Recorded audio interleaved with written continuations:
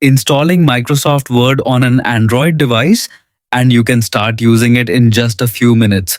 This guide will help you understand the process step by step so you can set it up without confusion. To begin, open your Android phone or tablet and make sure you have a stable internet connection.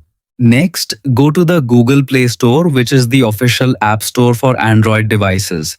Once it opens, look at the top of the screen where you will find a search bar. Tap on it and type Microsoft Word. After searching, you will see several results. Carefully select the official app that is published by Microsoft Corporation.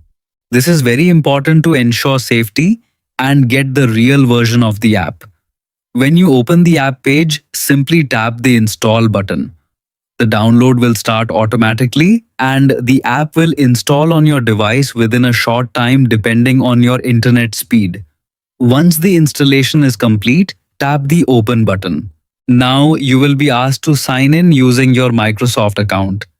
If you don't have one, you can easily create a new account for free. After signing in, Microsoft Word will be ready to use. Now you can create, edit, and save documents directly from your Android device. You can also access cloud storage, use templates, and sync your files across other devices.